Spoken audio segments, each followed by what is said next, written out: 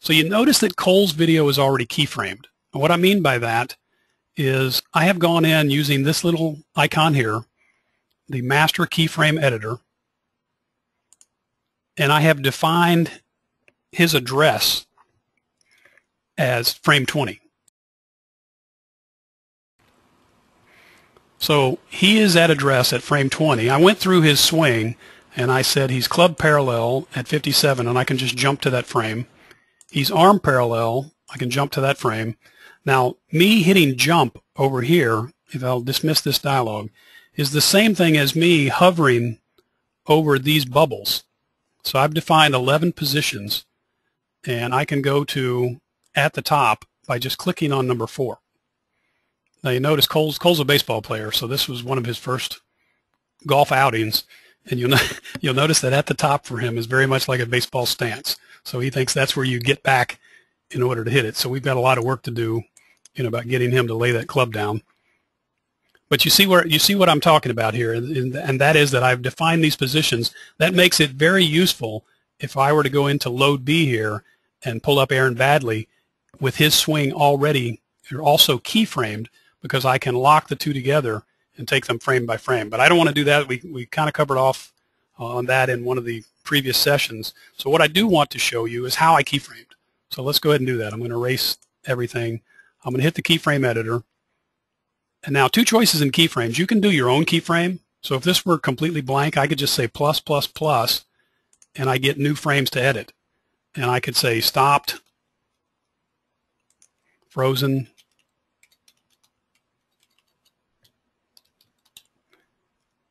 and start. And I can give values. So you can see that I can just go into any of these fields and I can type. But what I can also do, and that's how I got here in the first place, the 11 positions, I can say load. And the system says, hey, you've already got keyframes defined. Are you sure you want to load a keyframe template, because that'll override these? And I say, yes, I do. And it now takes me to a list of sports. And within those sports, a list of movements. So within golf, it knows that this is a golf clip, so it took me to golf. And if I click full swing, it says I've got these 11 positions defined as the full swing golf template. So once I see them, I can just say use that template. And now I'm back to an empty template. So what I would do is I would grab this playhead and I would move Cole to the point where he's at address. And you notice now this button, if I'm back over to my matrix of motions, this button says 18 because that's the frame that I'm on. So instead of typing, I'll just say make address 18. You notice it jumps down to club parallel.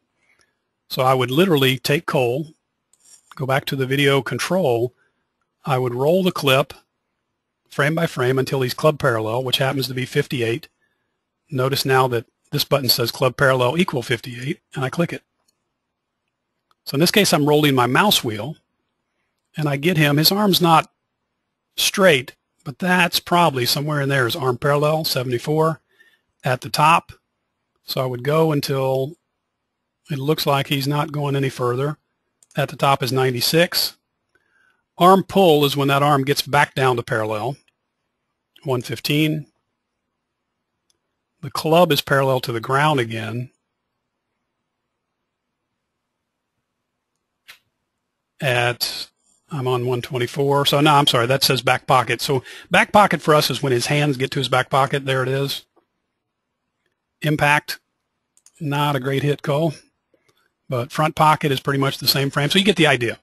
So I can say extension and follow through, and then his final finish position, 166. So there in about 30 or 40 seconds, I keyframed his entire video. I say save. And now my bubbles, my keyframe, I call them bubbles. My keyframe bubbles reflect those numbers. So again, that's a quick run through of keyframes. And again, the value is that if I pull up someone who is also keyframed, so if I pull up any of our golf videos and put them side by side, they'll both have keyframes.